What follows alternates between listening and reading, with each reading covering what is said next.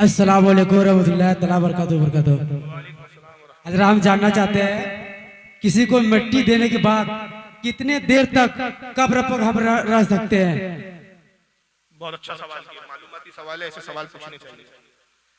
देखिए आमतौर पे आदत है, मेरे ख्याल से यहाँ भी यही माहौल होगा, सब जगह का यही माहौल है, लेकिन अल्लाह का शुक्र है नागपुर में मेरी और हमारे अहबाब की कोशिशों से बहुत हद तक इस्लाह हुई है। आमतौर पे सबसे पहले गलत फहमी ये पाई जाती है कि जब कब्र पे दफन कर दो तो 40 कदम दूर चले जाओ तो फरिश्ते आते हैं।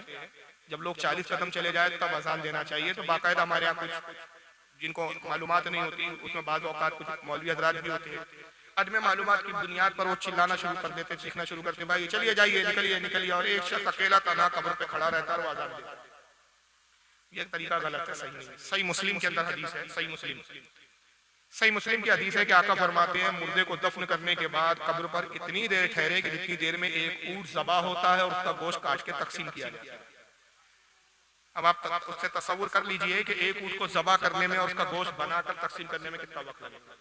इस हदीस की शरह करते हुए शाह अब्दुल हक मौदी से देलवी अशतुल उलमा शरह मिशकात में फरमाते हैं कि इसका मतलब यह है कि काफी देर तक कब्र पे रुके, और रुकने का फायदा यह है कि मुर्दे को धारस बंदी होती है, फरिश्तों को जवाब देने में उसको आसानी होती है। और जितनी देर रुके, शाह अब्दुल हक फरमाते हैं, वहाँ वाज़ो नसीहत करें, बुजुर्गान दीन के वाक़यात बयान करें, बुजुर्गों का तस्करा करें। इसलिए कि रिवायत में आता है कि इंद ज़िक्र सालिहीन तंज़लुर रहमा, जहाँ सालिहीन का जिक्र होता है वहाँ अल्लाह की रहमत होती है।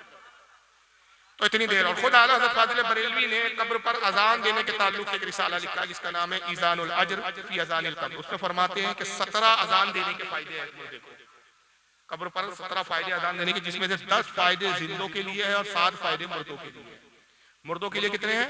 7, और जिंदों के लिए 10। जिंदों के लिए ज्यादा है, अब जिनके लिए फायदे वो भाग जाएंगे।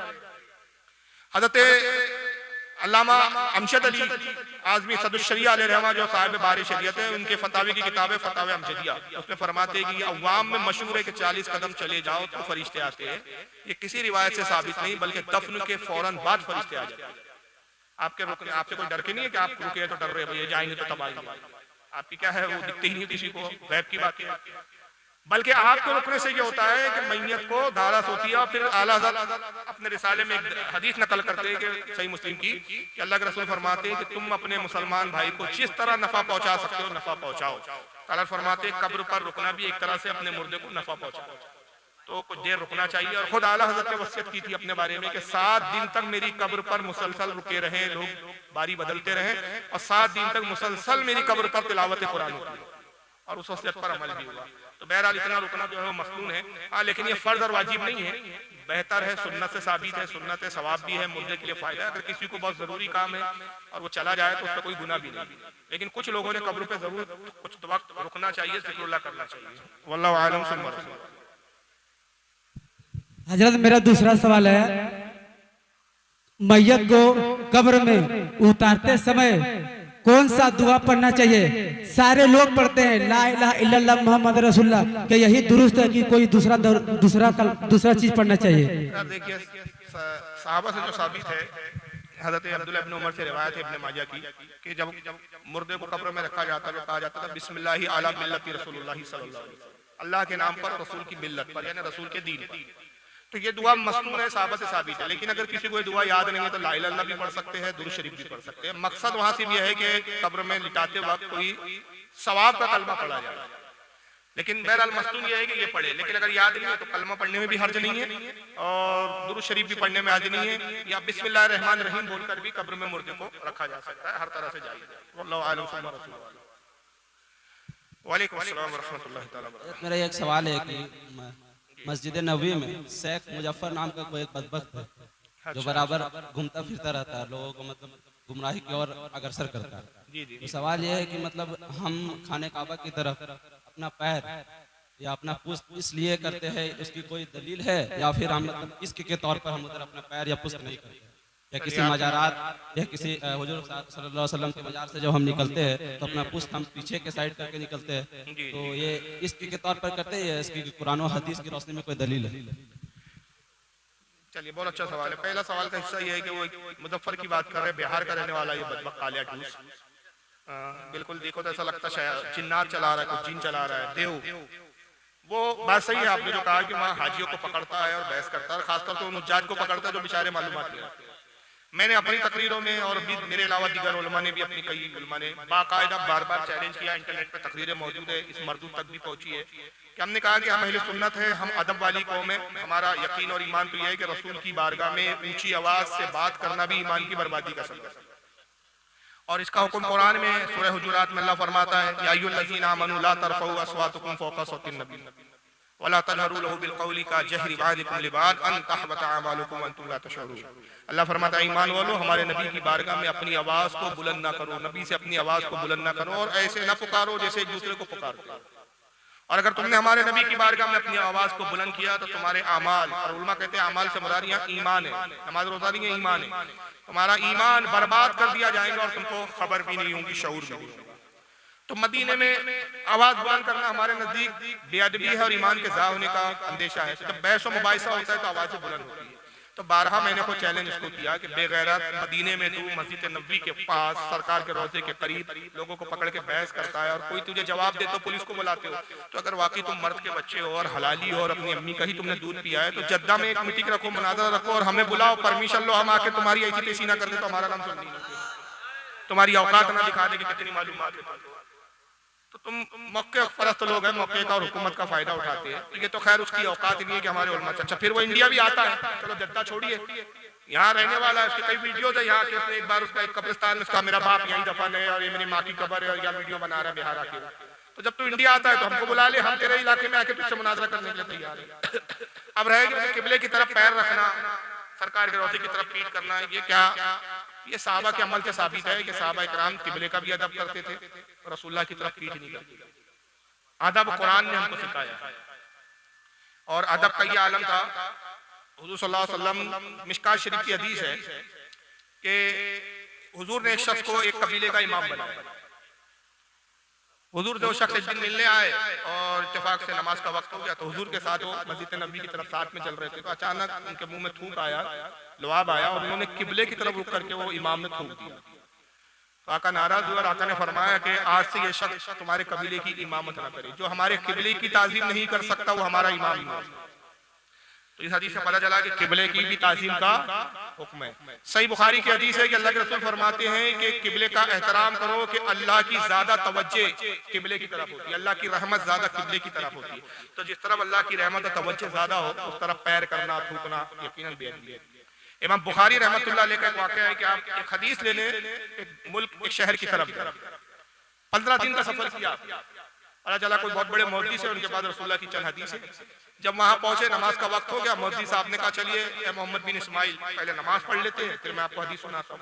दोनों हजरात मस्जिद की तरफ जा रहे हैं, अचानक वो मौलवी साहब ने किबले की तरफ थूक दिया। इमाम बुखारी रहमतुल्लाह अलैह ने नमाज पढ़ी, ऊँट पर सवार हुए और वापस जाने लगे। तो इमाम बुखारी का नाम था मोहम्मद इब्ने इस्माइल। कहा है मोहम्मद इब्ने इस्माइल इतने दूर से आप आए, 15 दिन का सफर किया, आप हदीस नहीं सुनेंगे? कहा वल्लाह तुझसे एक हदीस का टुकड़ा भी ना सुनूंगा। जो हमारे किबले का अदब नहीं कर सकता वो इस लायक नहीं कि मैं उससे हदीस लूं, मैं बेअदबों से हदीस नहीं लेता। तो इमाम बुखारी जैसे नहीं लिया, वहां भी कुछ पढ़ते पढ़ाती नहीं, ये बेअदब कौम है। वहां हरम में देखा गया है कि किबले की तरफ पैर करके बैठते हैं, कुरान टांगों पे रख लेते हैं।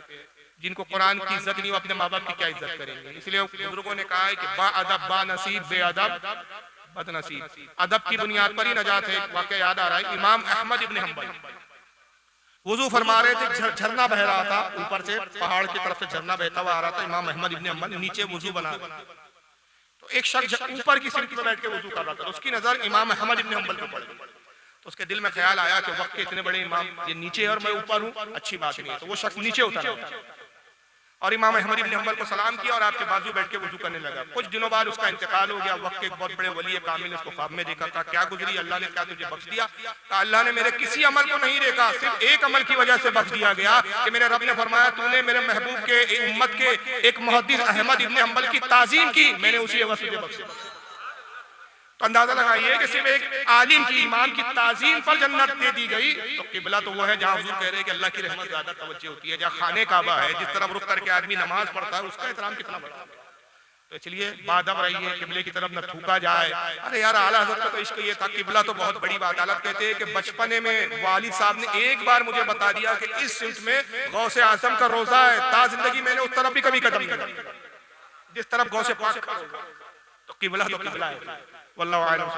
हजरत मेरा दूसरा सवाल है, मैं इसमें आपका कमेंट जानना चाहता हूँ। सवाल ये है कि आजकल जयनमाज जो आता है कई तरह का आता है, जिसमें कई मजारात के या गुंबद खजरा की तस्वीर या खाने काबा की तस्वीर से बनी हुई रहती है, तो नमाज पढ़ते वक्त घुटनों वहाँ तक जाता है या हम पीछे घूम जाते हैं, तो इसमें उसकी बेहुरमती होती है, तो क्या उसको बंद करना चाहिए? देखिए उसके बारे में फतवा ये है, और गालिबन ताजु शरिया का भी फतवा मेरी नज़र से कहीं गुजरा है कि जिस जानमाज पे काबतुल्लाह हो, मदीना मुनव्वरा हो, उसे एतराज़ करना चाहिए, बचना चाहिए। उसमें दो बातें, एक तो बेअदबी का अंदेशा, कई बार आदमी जानमाज से गुजर जाता है तो पैर पड़ जाता है। दूसरा भी नमाज में देखता है तो कई बार जहन मुंतशिर होता है, मतलब काबे की तरफ जाए वो एक अलग बात है, काबे की तरफ में जाए कि वो धागे, उसकी रंगत, उसकी बुनाई, कारागिरी देखने में मजबूर हो जाता है। नमाज के ध्यान कब कारागिरी पे ज्यादा हो जाता है, तो उसको हमारे उलमा मकरूह फरमाते हैं। अलबत्ता नमाज तो हो जाएंगी, लेकिन खिलाफ औला है, बेहतर नहीं है। बेहतर यह है कि सादी, जिस पर कोई डिजाइन वगैरह ना बना हो, काबा या मदीना या वो बैतुल मुकद्दस वाली भी आती जिसपे कुब्बतु सकरा का फोटो होता है, तो ऐसी जानमाज़ों पे नमाज पढ़ने से बचना चाहिए। वल्लाहु आलम। अस्सलाम वालेकुम। वालेकुम अस्सलाम। हजरत आपसे हमारा सवाल है कि इंसान माँ के पेट से जन्म लेता है तो वो पाक कब कहलाता है? जैसे आप नापाक पानी के बारे में भी बता रहे थे, आपका गुफ्तगू हम लोग समाप्त कर रहे थे, तो इंसान पाक कब होता है, इनके बारे में आप बताएं। देखिए हकीकतन वो नुत्फे से पैदा हुआ तो उसका हुक्म नापाकी का है, लेकिन पैदा होने के बाद वो पाक समझा जाता है। अब उसकी मैं मिसाल लेता हूँ। कुछ चीजें हकीकतन नापाक होती है लेकिन अहकाम उस पर अलग सादिर होते हैं। जैसे पाखाना नापाक है मगर हर लम्हे पेट में होता है। किसी भी इंसान का पाखाना कभी ऐसा होता ही नहीं कि आपका पेट बिल्कुल क्लीन हो, कुछ ना कुछ उसका हिस्सा रहता ही है। बल्कि जो गुसल देते हैं ना मुर्दों को, उनसे पूछना, जब मुर्दा मर जाता है आदमी, गुसल देते तो पेट ऐसा दबाते इसलिए कि ताकि अगर पेट में जो बचा कुचा है वो निकल जाए। कहीं ऐसा ना हो कि फिर जनाजा ले जाते हुए रास्ते में निकल जाए तो कफन खराब हो जाए, बदबू हो जाए। तो हर वक्त पाखाना जिस्म के अंदर होता है, मगर उसी हालत में आप नमाज पढ़ते हैं तो शरीयत क्या हुक्म देती है कि आप अभी पाक है, लेकिन एक जर्रा बराबर भी निकल जाए, अरे जर्रा बराबर छोड़िए, हवा ही निकल जाए, उसकी जो गैस बनती है, गैस निकले तो आप कहा गया कि आपका वजू भी नहीं। बाहर निकल गया तो नापाकी का हुक्म लगता है, जब तक अंदर है तो उस पर नापाकी का हुक्म नहीं है। बच्चा जब तक माँ के शिकम में है उस वक्त तक उसको नापाक है, गोश्त का और खून का लुथड़ा है। जब पैदा हो गया, जान पड़ गई, अब वो पाक, अब उसको पाक समझा जाता है। शरीयत का हुक्म ही असल है। शरीयत जिसको पाक कह दे पाक है, जिसको नापाक कह दे नापाक है। कुरान ने हकीकत बताया उसको कि जिस वक्त पैदा हुआ उस वक्त वो नापाक और गंदा था, बाद में हुक्म उस पर बदल गया। जैसे गोबर होता है ना जानवर का, नापाक है, उलमा कहते हैं उससे घर को धोना, बहुत सारे हमारे मुस्लिम भी करते थे पहले, अब समझ आ रही है तो छोड़ रहे हैं। वो पुराने घर जो होते थे लीपते थे उससे, गोबर से, उस पे ना नमाज होती है और घर भी नापाक होता है। लेकिन गोबर को जला दिया जाए और जलकर वो राख हो जाए तो उसकी राख पाक है। अब हुक्म बदल गया। शराब नजीस भी है, नापाक भी है। शराब में इस कदर अगर आप नमक डाल दे तो उसका नशे खत्म हो जाए, उसकी तेजाबियत, उसका तेजपान, उसका नशा खत्म हो जाए तो सिरका बन जाती है। अब सिरका पी रहे तो, और वही सिरका ज्यादा सड़ जाए तो फिर शराब बन जाती है, तो अब नाजायज हो गया। तो एक ही चीज है, हुक्म बदलते हैं। तो शरीयत जो कह दे उसको हमें मानना है, अक्ल नहीं दौड़ानी है। शरीयत ने जिस हालत को नापाक कहा उस हालत को नापाक है, जिस हालत को पाक कहा उस हालत में पाक है। अब एक मैं मिसाल लेता हूं आपको। देखो शरीयत क्या है। वुजू किन चीजों से टूटता है? पखाना से टूटता है, पेशाब करने से टूटता है, हवा खारिज करने से टूटता है। आप अभी वुजू बना के बस अभी नमाज पढ़ने के लिए जानमाज पे खड़े ही हो रहे थे कि तू करके हवा निकली। अब नमाज पढ़ सकते हैं आप? बोलिए। अब आप कह रहे हैं मैं तो नमाज पढ़ूंगा भाई, अभी भी तो चेहरा धोया, अभी भी तो फ्रेश ही हूँ। शरीयत कहती है अब आप फ्रेश नहीं है, वजू टूट गया, अब वजू बनाओ। अब वजू बनाने जब आए तो अक्ल तो ये कहती है कि जिस चीज ने वजू तोड़ा, जहां से जो चीज खारिज होकर वजू तोड़ने का सबब बनी, उसको भी धोया जाए। वजू में उसको धोया ही नहीं जाता। हाथ चेहरा ही धोते, हाथ से तो गैस नहीं निकली थी, न चेहरे से निकली थी, गैस तो कहीं और से निकली थी, उसको तो वजू में धो ही नहीं रहे आप। तो अक्ल का तकाजा तो ये, अक्ल तो कहती है कि भाई जिस चीज से वजू टूटा पहले उसको धो, मगर शरीयत ने उसका पाबंदी नहीं किया। तो पता चला शरीयत उस चीज का नाम है कि जो मुस्तफा कह दे उसी को मानने का नाम शरीयत है। सुभान अल्लाह। एक सवाल, दूसरा सवाल हमारा है हजरत